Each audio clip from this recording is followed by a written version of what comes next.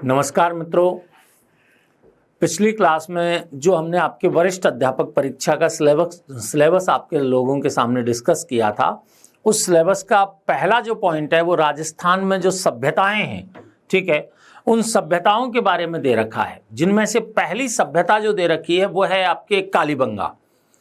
कालीबंगा के अतिरिक्त आपके वहां पर आहड़ है, गणेश्वर है और बैराट है। ये चार आपके सभ्यताओं के जो केंद्र हैं, संस्कृतियों के जो केंद्र हैं राजस्थान में, उनको हमारी पहली यूनिट के अंतर्गत शामिल किया गया है। तो आज से हम आपके इसकी शुरुआत कर रहे हैं। तो इसमें आपके पहला जो टॉपिक ले रहे हैं हम वो कौन सा ले रहे हैं? कालीबंगा। पहला टॉपिक कौन सा लिया जा रहा है? कालीबंगा।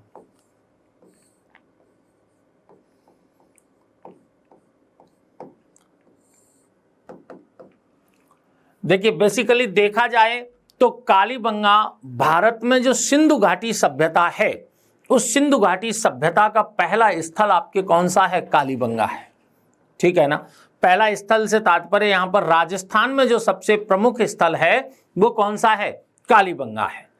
अब राजस्थान के संदर्भ में देखा जाए तो कालीबंगा एक सभ्यता के रूप में भी हमें दिखाई देता है। कैसे?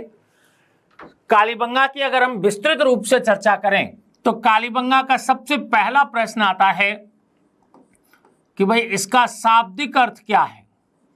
इसका शाब्दिक अर्थ क्या है? कालीबंगा का शाब्दिक अर्थ क्या है? तो शाब्दिक अर्थ क्या है इसका? काली चूड़ियां।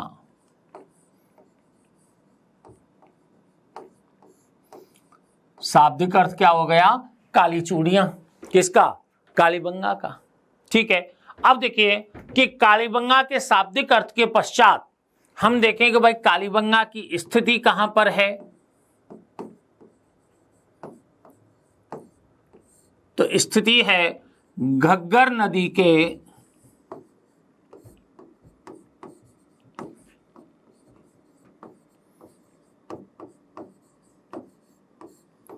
बाएं तट पर, हनुमानगढ़ में।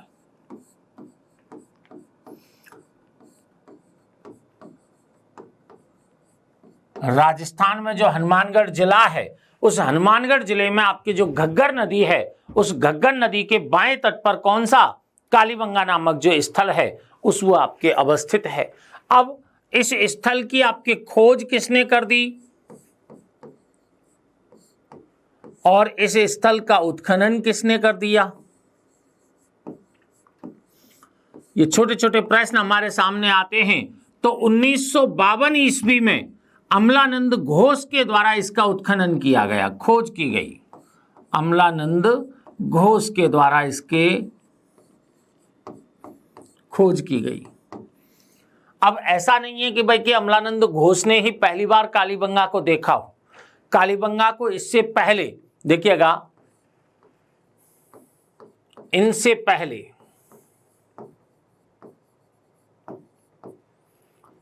टेस्सीटोरी, एलपी टेस्सीटोरी जो कि भाषाविद थे, ठीक है, टेस्सीटोरी ने इस स्थल को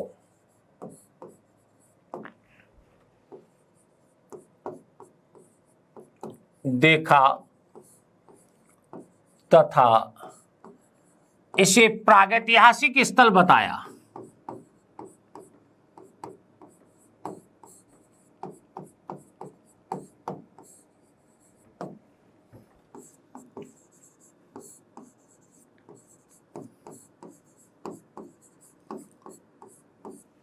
भाषाविद थे एक एलपी टेस्सीटोरी। टेस्सीटोरी ने सबसे पहले कालीबंगा का जो स्थल है उसको देखा और उसको आपकी प्रागैतिहासिक स्थल के रूप में पहचाना कि भाई कि यहां पर कोई प्रागैतिहासिक सभ्यता या पाषाण काल का जो केंद्र है वो यहां पर स्थित है।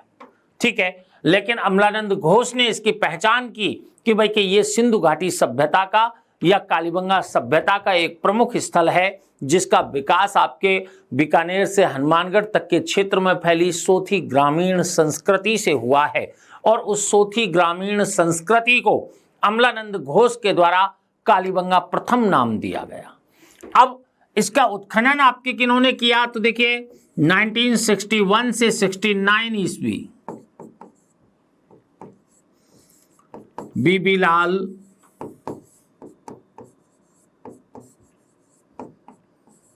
B K Thapar,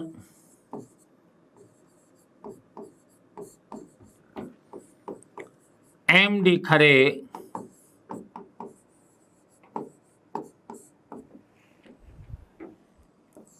Jagapati Joshi,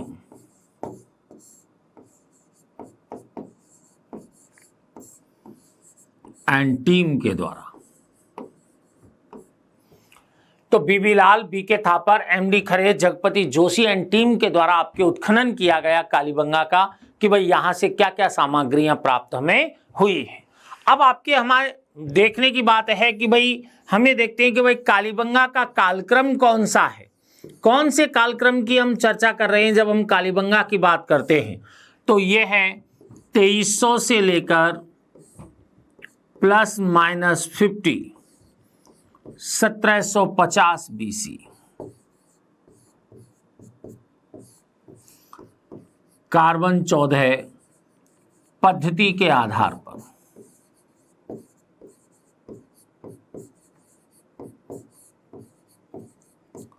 carbon dating पद्धति जो कि आपके जीवाश्मों के अध्ययन के लिए, जीवाश्मों की आयु को ज्ञात करने के लिए प्रयोग में ली जाती है। डॉक्टर डीपी अग्रवाल के द्वारा इस पर बल दिया गया है। तो 2300 से लेकर के 1750 BC हमने कालीबंगा का, जो कि विकसित कालीबंगा है, विकसित कालीबंगा का कालक्रम निर्धारित किया है कि भाई 2300 से 1750 BC तक ये सभ्यता यहां पर अपनी विकसित अवस्था में रही होगी। ठीक है, ±50 का यहां पर तात्पर्य है कि आपकी जो कालक्रम है उसमें ±50 का अंतर हमेशा बना रहता है। ठीक है, अब बात आती है कि भाई इस सभ्यता की विशेषताएं क्या हैं। इस सभ्यता की विशेषताएं क्या हैं? विशेषताओं में सबसे पहली बात आती है कि ये कैसी सभ्यता है, एक नगरीय सभ्यता है। कैसी सभ्यता है? ये एक नगरीय सभ्यता है। दूसरी बात, व्यापार प्रधान सभ्यता है,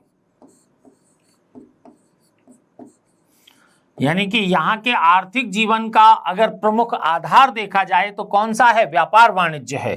तो व्यापार प्रधान सभ्यता है। तीसरी बात हम करें तो ताम्र कांस्य सभ्यता के रूप में भी ये दिखाई दे रही है। तांबे के बाद कांसे का प्रयोग आरंभ हुआ है, तो ताम्र कांस्य सभ्यता भी कौन सी है? यही कालीबंगा सभ्यता है। चौथी बात, साक्षर सभ्यता के रूप में भी है, क्योंकि यहाँ की एक लिपि है जिसको हम आज तक पढ़ नहीं पाए हैं हालांकि, लेकिन फिर भी एक साक्षर सभ्यता के रूप में हमें क्या दिखाई देती है? कालीबंगा दिखाई देती है। ठीक है, और आप देखें कि यहां पर संभवतः मात्र सत्तात्मक समाज था। संभवतः कैसा समाज था? मात्र सत्तात्मक समाज था। कालीबंगा में संभवतः आपके कैसा समाज था? एक मात्र सत्तात्मक समाज यहां पर हमें देखने को मिलता है। तो विशेषताएं, एक नगरीय सभ्यता है, व्यापार प्रधान सभ्यता है, ताम्रकांस्य सभ्यता है, एक साक्षर सभ्यता के रूप में है, और संभवतः मात्र सत्तात्मक समाज हमें आपके कहां का दिखाई देता है? कालीबंगा का दिखाई देता है। अब हमारी बात रहती है कि भाई विशेषताओं के पश्चात जब इसका इतना बृहद स्तर पर उत्खनन हो गया है, तो उस बृहद स्तर के उत्खनन में क्या क्या सामग्री हमको प्राप्त हुई है, उस प्राप्त सामग्री की चर्चा हम यहां पर करते हैं। प्राप्त सामग्री,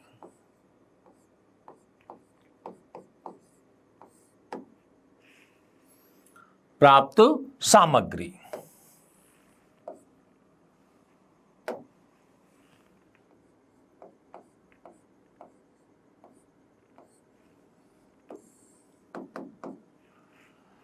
देखिए कालीबंगा है, अगर कालीबंगा की हम बात करें तो ये घग्गर नदी है। ये कौन सी नदी है? घग्गर नदी है। घग्गर नदी से हमें 3 टीले प्राप्त हुए। इनमें से जो तीसरा टीला है वो आपके सबसे छोटा टीला है, इस वजह से हमें आपके जो उत्खनन में प्राप्त सामग्री है वो केवल 2 ही टीलों की प्राप्त होती है, तीसरे टीले का उत्खनन नहीं हुआ है। पहली बात, यहां पर जो सभ्यता का उत्खनन होता है वो आपके 5 स्तरीय उत्खनन हुआ है। कितने स्तरीय उत्खनन हुआ है? 5 स्तरीय उत्खनन हुआ है। इस 5 स्तरीय उत्खनन के अंतर्गत देखा जाए कि हमें आपकी कौन सी सभ्यता, यानी कि इस सभ्यता के केंद्र हमें किस प्रकार से प्राप्त होते हैं, तो ऊपर के जो 3 स्तर हैं उनसे हमें विकसित हड़प्पा सभ्यता के अवशेष मिले हैं।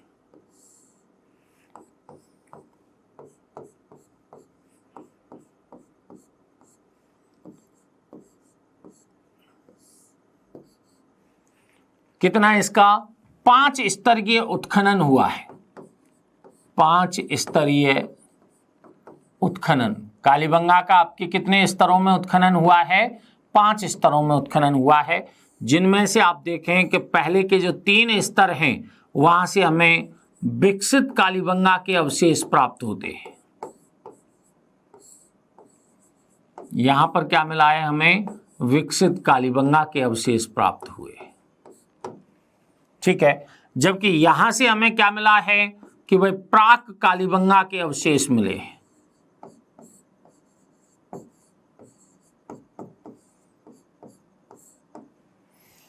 यहां पर आपको एक बात याद रखने की है कि अगर किसी स्थल विशेष पर हमें सभ्यताओं के क्रम की जानकारी प्राप्त करनी हो तो हम ऊर्ध्वाधर उत्खनन करते हैं, जैसे हमने ये किया 1st, 2nd, 3rd, 4th, 5th, ठीक है।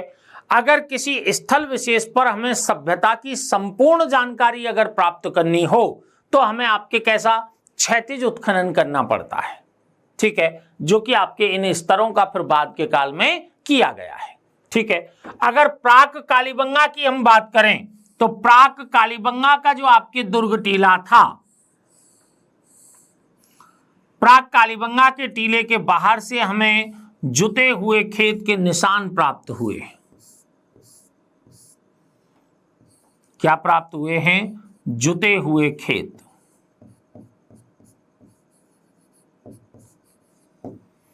और जुते हुए खेत हैं तो यहां से हमें दोहरी फसल लिए जाने की जानकारी मिलती है। कैसी फसल? दोहरी फसल। और दोहरी फसल के रूप में आपके संभवतः सरसों और चना की खेती यहां लोग करते होंगे। संभवतः किसकी? सरसों और चना की खेती आपके ये लोग करते होंगे। यहां पर जो हल रेखाएं हैं उनको आपकी ग्रिड पैटर्न पर बनाया गया है।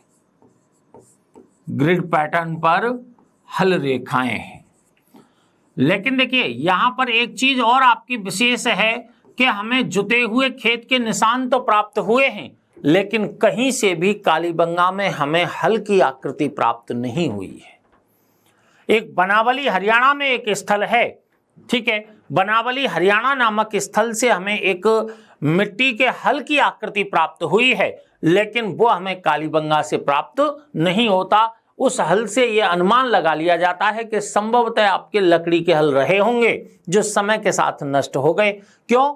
क्योंकि आपके नदियों के बहाव से जो मिट्टी लाई जाती थी वहीं पर तो उत्पादन की क्रिया यहां पर की जाती थी। साथ में यहीं पर यानी कि प्राक जो कालीबंगा स्थल है वहीं पर हमें आपके क्या मिला है? ऊंट की हड्डियां भी मिली है। ऊंट की हड्डियां भी प्राप्त हुई है, ठीक है। अब यह माना गया कि ये जो प्राक कालीबंगा का जो स्थल है वो कोई भूकंप जैसी प्राकृतिक आपदा यहां पर आई होगी। भूकंप जैसी कोई प्राकृतिक आपदा यहां आई होगी, उससे आपके इस प्राक कालीबंगा स्थल का क्या हो गया? नाश हो गया। और यहीं पर विकसित कालीबंगा के दुर्ग टीले का निर्माण किया गया।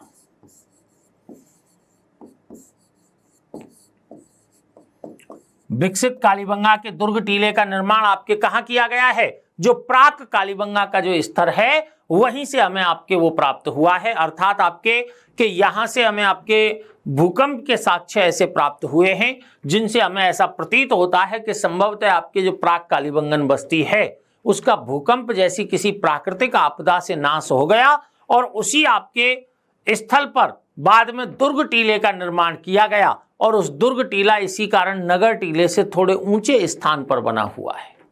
नगर टीला निचला शहर कहलाता है। क्यों? क्योंकि वो प्राचीन बस्ती के अवशेषों पर ही बनाया गया है।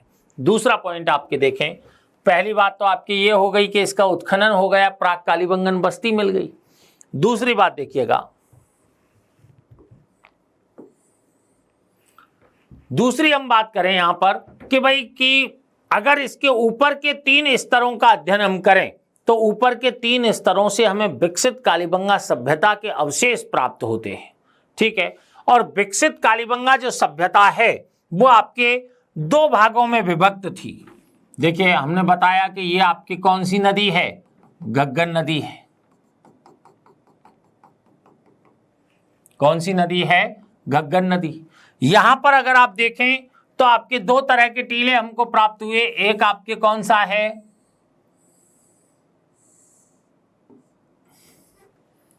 दुर्ग टीला है, और एक कौन सा है? नगर टीला है। एक कौन सा है? दुर्ग टीला। और देखिए सुनियोजित नगर नियोजन, विकसित कालीबंगा। विकसित कालीबंगा की विशेषता आपकी क्या रही है कि यहां पर सुनियोजित नगर नियोजन प्राप्त हुआ है। सुनियोजित नगर नियोजन।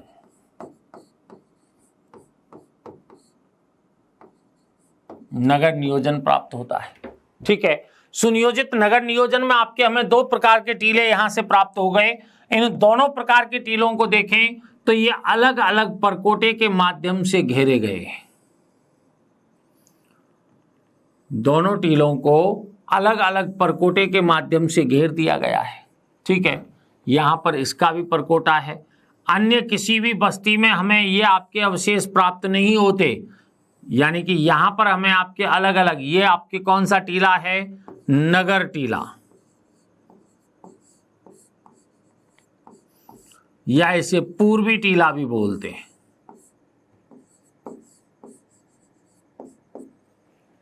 ठीक है, या निचला शहर भी बोलते हैं। इसको हमने क्या नाम दिया है कि भाई पश्चिमी टीला। इसको दुर्ग, कोट और गढ़ी के नाम से भी जाना जाता है। पश्चिमी टीले को दुर्ग, कोट और गढ़ी के नाम से भी जाना जाता है, और पूर्वी टीले को नगर टीला या पूर्वी टीले के नाम से भी जाना जाता है। अब यहां पर देखिए हम बात करना चाह रहे हैं कि भाई कि इनमें यानी कि विकसित कालीबंगा के नगर में आपके कैसी विशेषता थी या क्या व्यवस्था यहां पर थी। तो उस व्यवस्था के अंतर्गत देखें, सबसे पहले हम पश्चिमी टीले की बात करें। किसकी बात करें? पश्चिमी टीले की। तो यहां पर हमने बताया सुनियोजित नगर नियोजन है, जिसमें आपके 2 बस्तियां हैं, एक पश्चिमी टीला है और एक कौन सा है? पूर्वी टीला है।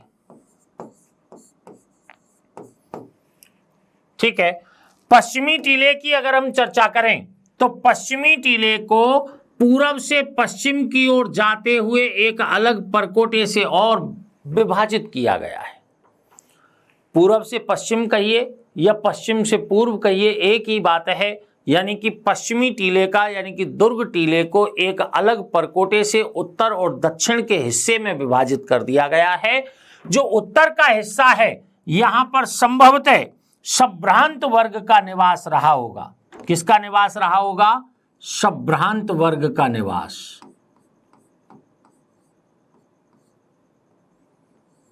वर्ग का निवास।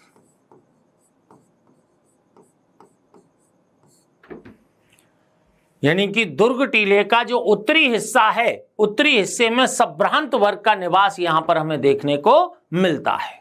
ठीक है, वहीं पर हम दूसरी बात करें कि भाई यहां पर क्या था कि यहां पर हमें 5-6 मिट्टी के चबूतरे प्राप्त हुए हैं। 5-6 मिट्टी के चबूतरे प्राप्त हुए हैं।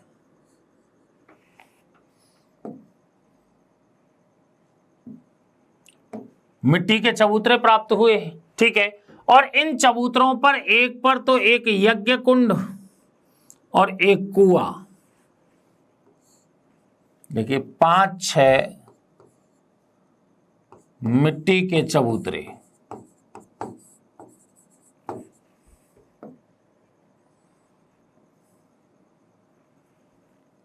मिट्टी के चबूतरे। इन चबूतरों में से एक पर क्या है, एक तो कुआं है और कुएं के साथ आपके क्या है, हवन कुंड है। कुएं के साथ क्या है, हवन कुंड है।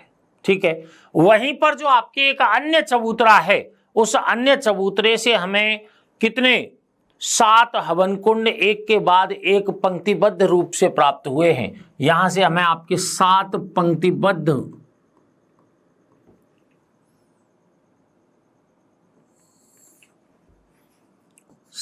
यज्ञ वेदियां,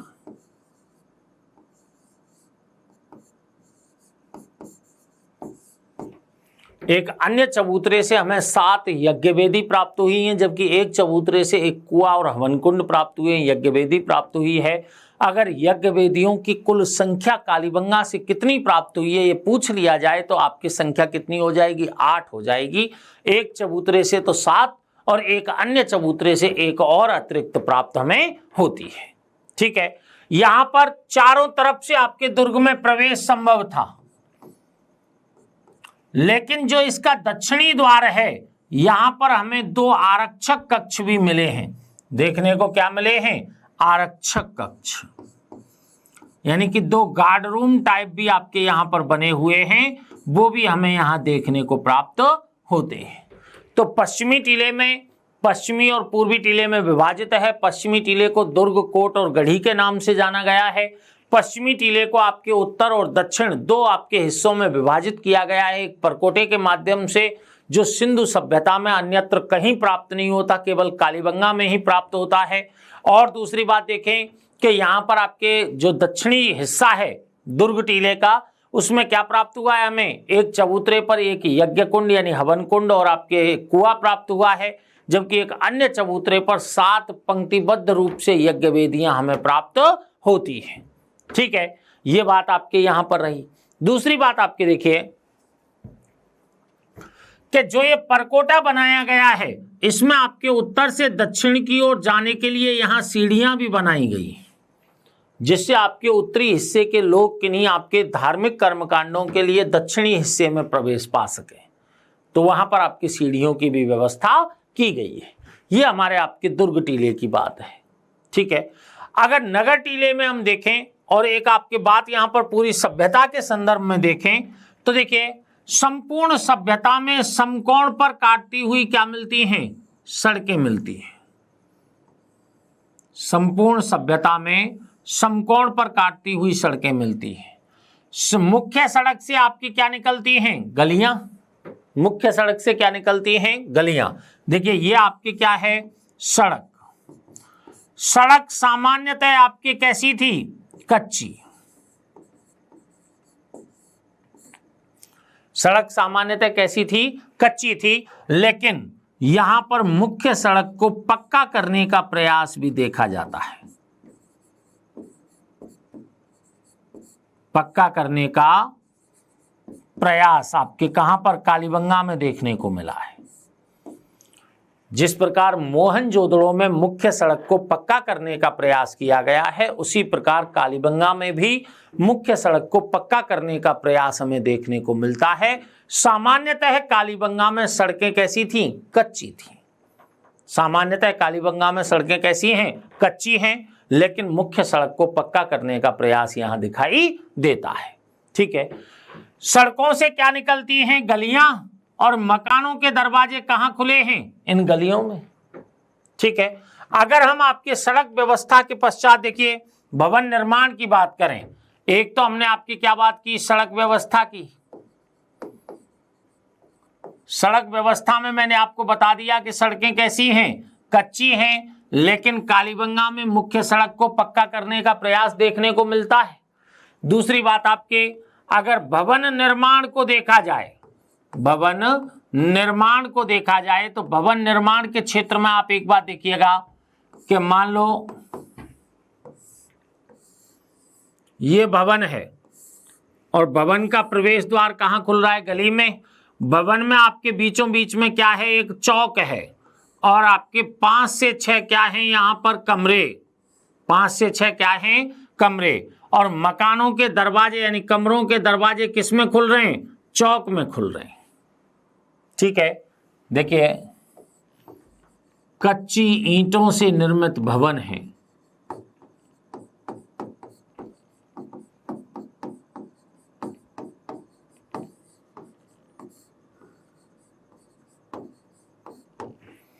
ईंटों का अनुपात अगर देखा जाए तो कितना है? 4:2:1 है। अगर इन ईंटों की चुनाई देखी जाए तो चुनाई आपके कैसे की गई है कि इंग्लिश बॉन्ड सिस्टम पर आधारित है।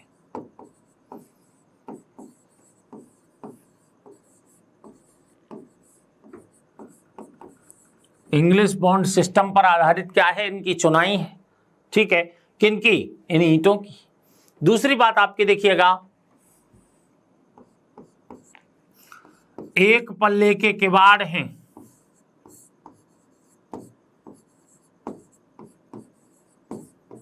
भवन में एक पल्ले के क्या हैं? किवाड़। दूसरी बात, 4 से 5 क्या हैं? कमरे। साथ में क्या है? एक रसोई घर,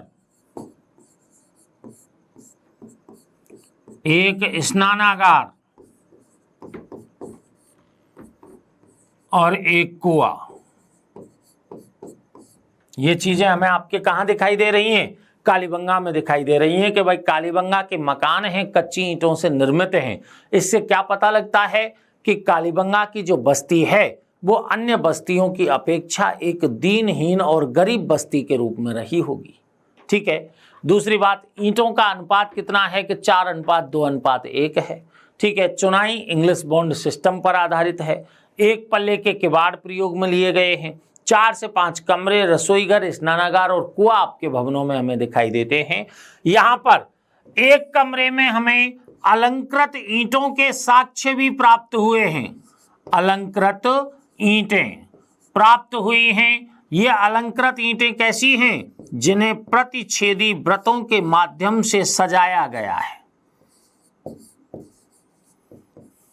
व्रत के माध्यम से क्या सजाया गया है? जैसे आपके 1 व्रत, 2 व्रत, 3 व्रत, 4 व्रत, ऐसे आपके इनको सजाया गया है।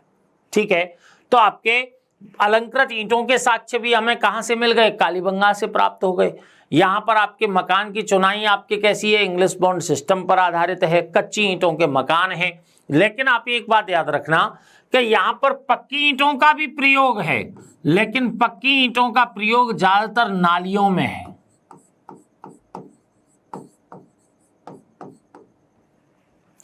पक्की आपके कहां पर हैं? ज्यादातर नालियों में है। लेकिन नालियों के अंतर्गत भी सार्वजनिक नाली व्यवस्था का अभाव है।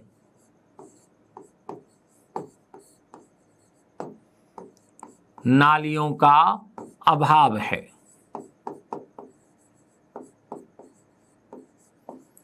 सार्वजनिक नालियों का अभाव हमें कहां देखने को मिलता है? सिंधु घाटी सभ्यता में या कालीबंगा सभ्यता में देखने को मिलता है। और यहीं पर हमें आपके कुछ लकड़ी की नाली, लकड़ी की नाली प्रयोग में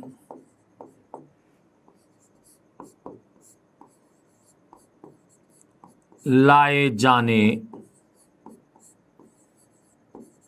के संकेत मिलते हैं। लकड़ी की नाली प्रयोग में लाए जाने के संकेत आपके कहां से प्राप्त होते हैं? हमें कालीबंगा से प्राप्त होते हैं। तो ये कालीबंगा का आपके क्या है? भवन निर्माण है। अर्थात भवन आपके कैसे हैं? कच्ची ईंटों से निर्मित हैं। ठीक है, मकानों में आपके क्या हैं? कच्ची ईंटों से निर्मित होने के कारण आपके ये गरीब बस्ती के रूप में दिखाई दे रही है हमें। दूसरी बात, ईंटों का अनुपात आपके कितना है? कि भाई 4:2:1 है। ठीक है, सार्वजनिक नालियों के अवशेष हमें यहाँ से प्राप्त नहीं होते। अलंकृत ईंटें हमें यहाँ से प्राप्त होती है। ठीक है ना, कहाँ से? कालीबंगा से। अब तीसरी बात आपके हमारे यहाँ पर जो देखने को मिलती है इसमें वो ये है कि भाई कि यहाँ पर समाधान की स्थिति कैसी थी, मृतक को आपकी किस प्रकार से दफनाया जाता था, उससे यहाँ के सामाजिक जीवन पर दृष्टिपात होता है, सामाजिक जीवन के बारे में हमें जानकारी प्राप्त होती है। ठीक है, देखिएगा जब हम ये टॉपिक आपके हमारे सभ्यताओं के पूरे हो जाएंगे तो याद रखना हम आपके एक क्वेश्चन पेपर भी आप लोगों का यहाँ पर लेंगे, तो आप लोग ध्यान से आपके एक एक शब्द को सुने, ठीक है, उसको याद रखें और एक बार आपके इसको मेमोराइज करते हुए आगे बढ़ते चलें। हालांकि पीडीएफ भी डलवाने का प्रयास मैं इनके साथ ही आप लोगों के करूंगा। तो देखिएगा तीसरा पॉइंट आपके इसमें क्या है, तीसरा पॉइंट हमें जो यहां पर देखने को मिलता है वो आपके क्या है, समाधान। यहां पर क्या है, समाधान।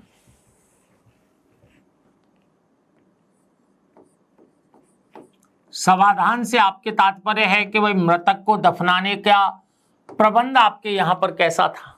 ठीक है, तो याद रखना कि कालीबंगा में जो कब्रिस्तान है वो गढ़ी के दक्षिण पश्चिम में था। अगर यहां पर देखा जाए कि भाई कब्रिस्तान जो इन लोगों का था वो कहां पर था, कि भाई गढ़ी के दक्षिण पश्चिम में था।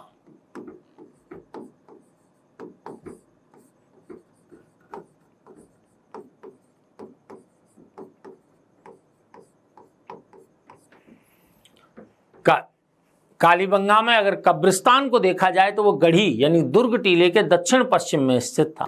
ठीक है, दूसरी बात, यहां पर समाधान के 3 प्रकार थे।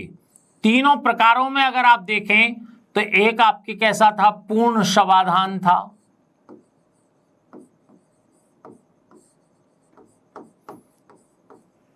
एक आंशिक समाधान था,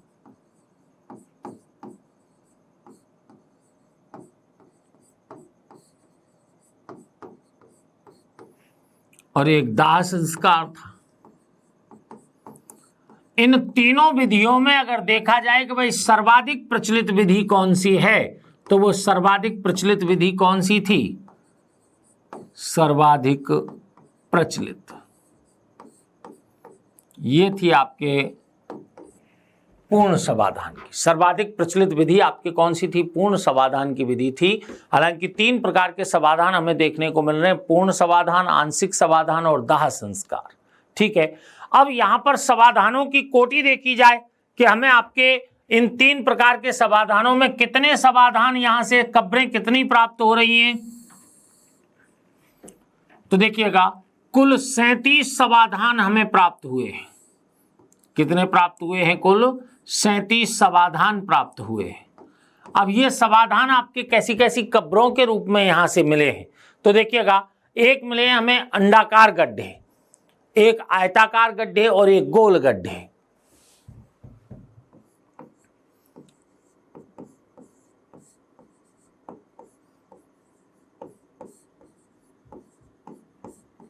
अंडाकार गड्ढे प्राप्त हुए हैं,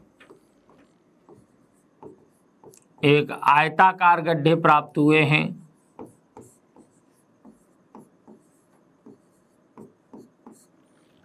एक गोल गड्ढे प्राप्त हुए हैं।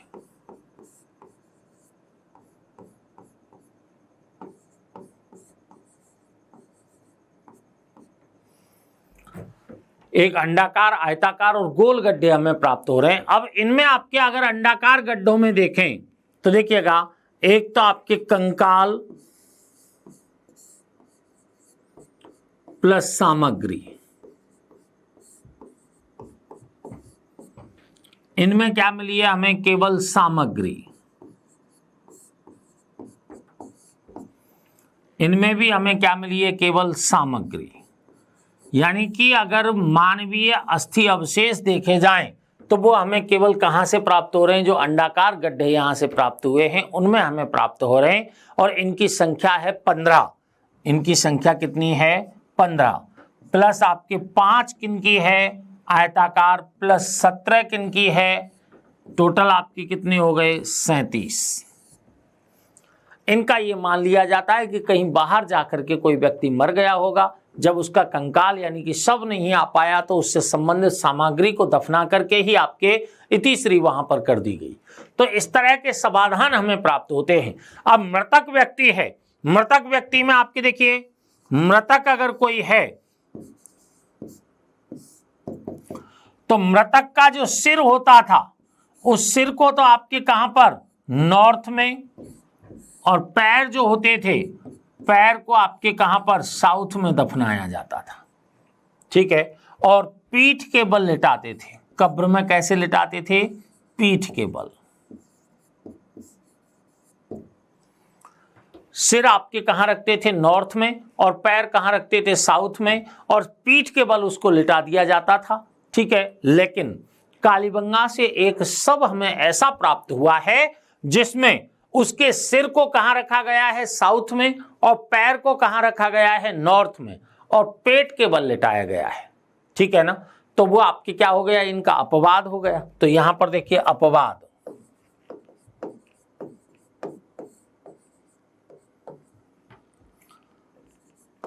पेट के बल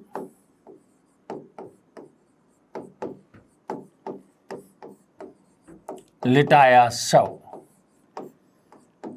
जिसका सिर साउथ में है,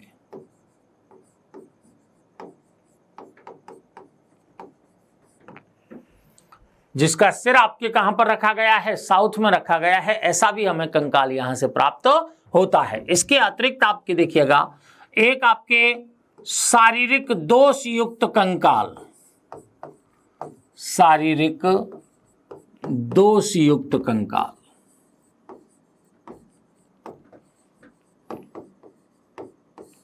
यानी एक कंकाल ऐसा प्राप्त हुआ है जिसके बाएं हाथ की जो कलाई की हड्डी है वो दाएं हाथ की हड्डी से थोड़ी छोटी है, ठीक है। तो शारीरिक दोष युक्त कंकाल भी हमें कहां से मिल गया, कालीबंगा से मिल गया। अगली बात, जले शव का उदाहरण और कहीं से प्राप्त नहीं होता। अब हम ये भी नहीं मानते कि भाई कि संभवतः आपके यहाँ दाह संस्कार किया गया होगा, ऐसा हम नहीं मानते, लेकिन एक शव पर आपके जले हुए निशान हमें प्राप्त होते हैं कि भाई कि इसको जलाया गया है, ठीक है। दूसरी बात, एक कब्र से तांबे का दर्पण, एक कब्र से तांबे का दर्पण,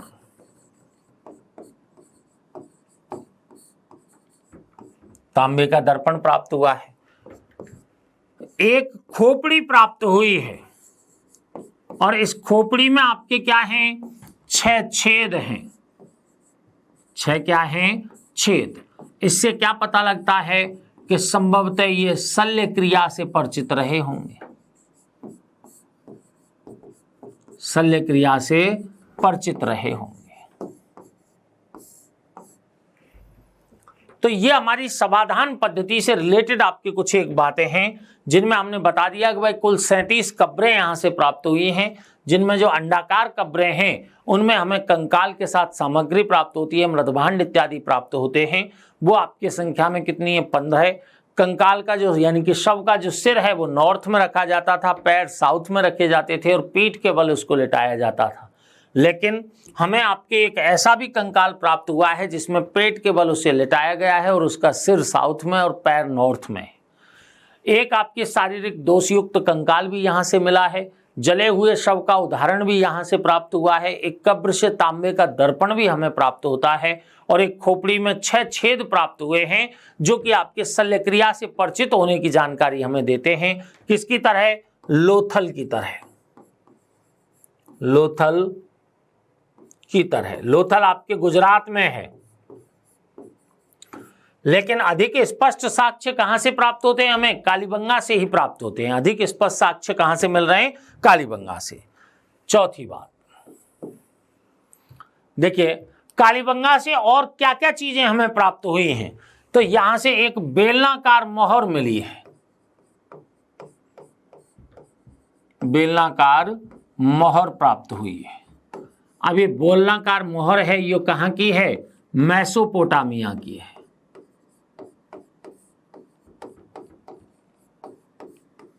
कहां की है ये, मेसोपोटामिया की है। अब मेसोपोटामिया की बेलनाकार मोहर का कालीबंगा से मिलना क्या दर्शा रहा है, ये व्यापारिक संबंधों की ओर संकेत कर रहा है कि संभवतः कालीबंगा के साथ इनके व्यापारिक संबंध रहे होंगे, इस कारण आपके बेलनाकार मोहर यहां से प्राप्त हो रही है, ठीक है। अगली बात, एक तांबे का वृषभ प्राप्त हुआ है, तांबे का वृषभ प्राप्त हुआ है, कालीबंगा से हमें तांबे का वृषभ प्राप्त हुआ है। ठीक है, हमें आपके देखिए हमने बताया ऊंट की हड्डियों के तो साक्ष्य मिल ही गए, एक भूकंप जैसी प्राकृतिक आपदा के साक्ष्य भी मिल गए। हमने बताया कालीबंगा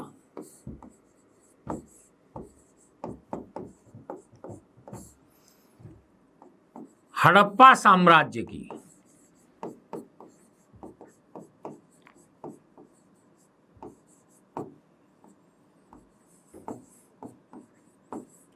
तीसरी संभावित राजधानी थी।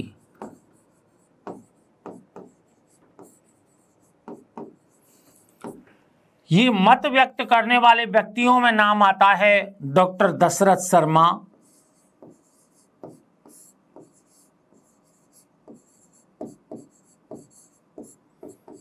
Plus doctor Sankalia, HD Sankalia जो कि पूना विश्वविद्यालय के थे। इनका नाम आपकी किसके रूप में आता है कि भाई कालीबंगा, यानी कि स्टुअर्ट पिगट नाम के विद्वान हुए हैं। स्टुअर्ट पिगट ने हड़प्पा और मोहनजोदड़ो को हड़प्पा साम्राज्य की दो जुड़वा राजधानियां बताया है। उधर डॉक्टर दशरथ शर्मा और HD सांकलिया वो आपके तीसरी संभावित राजधानी किसको बताते हैं, कालीबंगा को बताते हैं। ठीक है, अब अमलानंद घोष हैं,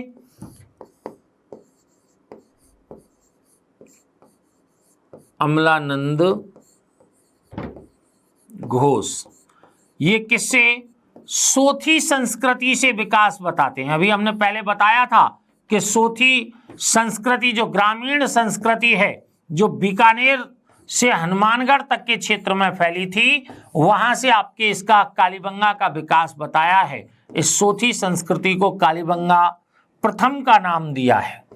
अमलानंद घोष ने आपके क्या नाम दिया है, कालीबंगा प्रथम नाम दिया है। और बीकानेर से हनुमानगढ़ तक के क्षेत्र में फैली सोथी ग्रामीण संस्कृति से कालीबंगा सभ्यता का विकास बता दिया है। किन्होंने, डॉक्टर अमलानंद घोष ने।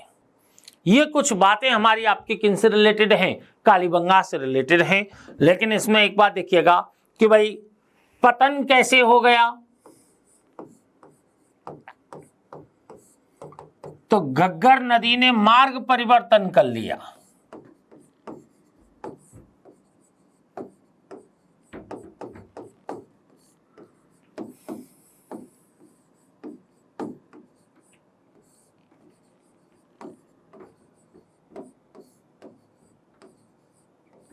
तो घग्गर नदी के मार्ग परिवर्तन के कारण आपकी किसका पतन हो जाता है, कालीबंगा सभ्यता का पतन हो जाता है।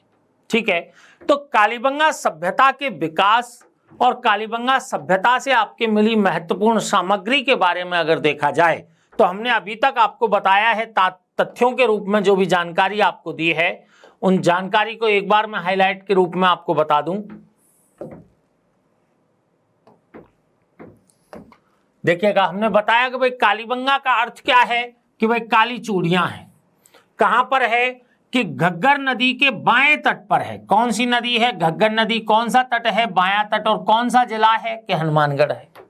ठीक है, अगली बात, कब खोज हो गई कि 1952 में। किसने कर दी कि अमलानंद घोष ने। लेकिन इनसे पहले भी किसी ने बताया है क्या कि भाई बताया है कि किसने बताया है कि LP टेसीटोरी ने बताया है, लेकिन एक प्रागैतिहासिक स्थल बताया है इन्होंने।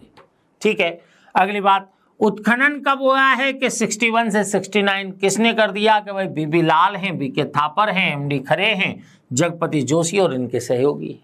ठीक है, अगली बात, कालक्रम क्या है कि भाई 2300 से 1750 BC जो कार्बन डेटिंग पद्धति पर आधारित है, जिस पर डॉक्टर DP अग्रवाल के द्वारा अपना बल दिया गया है। अगली बात, नगरीय सभ्यता है।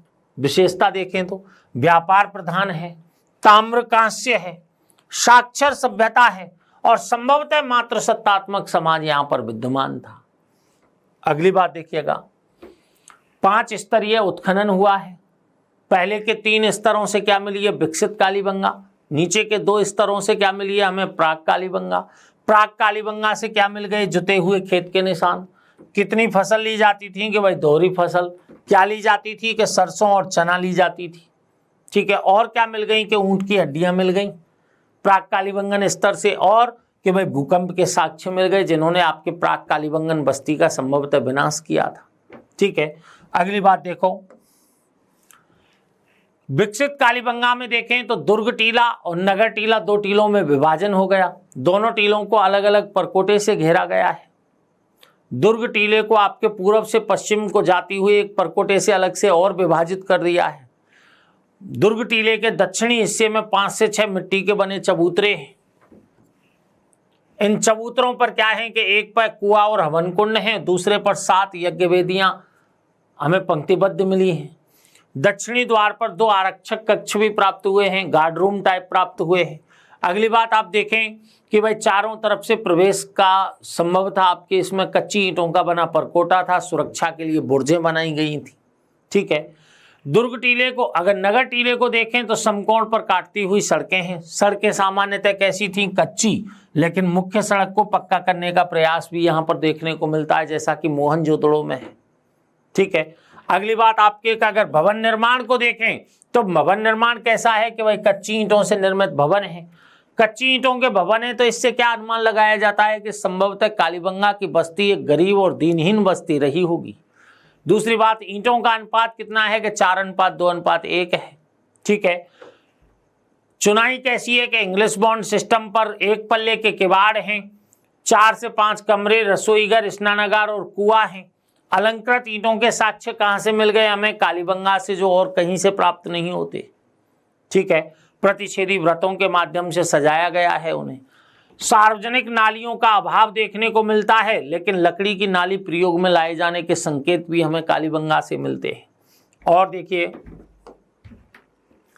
टोटल कितने समाधान मिल गए, 37, जिनमें कंकाल मिले हैं वो कितने हैं कि भाई 15।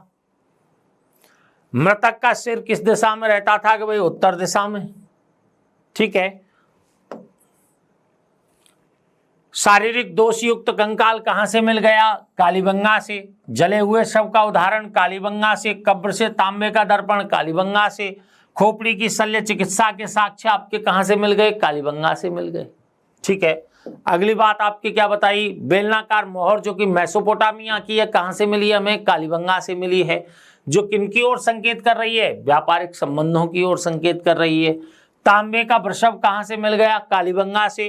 कालीबंगा आपके सैंधव साम्राज्य की तीसरी संभावित राजधानी थी, किसने बताया है कि डॉक्टर दशरथ शर्मा और डॉक्टर एच.डी. सांकलिया ने बताया है। ठीक है, अमलानंद घोष ने कहां से विकास बताया है कि भाई सोथी संस्कृति से, जिसे इन्होंने कालीबंगा प्रथम नाम दिया है। और अगर आप बात देखें तो पतन कैसे हो गया कि घग्गर नदी ने मार्ग परिवर्तन कर लिया अपना, इस वजह से आपके कालीबंगा सभ्यता का क्या हो गया, पतन हो गया। तो कालीबंगा जैसी सभ्यताओं के बारे में जो हमसे प्रश्न पूछे जाते हैं वो सामान्यतः सुमेलित कीजिए या असुमेलित छांटिए वाले प्रश्न सामान्यतः पूछे जाते हैं, जिनकी चर्चा हम अगली क्लासों में करेंगे आप लोगों से कि भाई कैसे कैसे प्रश्न आपके इन सभ्यताओं से बन सकते हैं, टॉपिक को, यूनिट को पूरा होने के पश्चात। ठीक है, तो ये थी हमारी कालीबंगा सभ्यता। अब नेक्स्ट सभ्यता के साथ अगली क्लास में फिर आपसे मुलाकात होगी, तब तक के लिए धन्यवाद।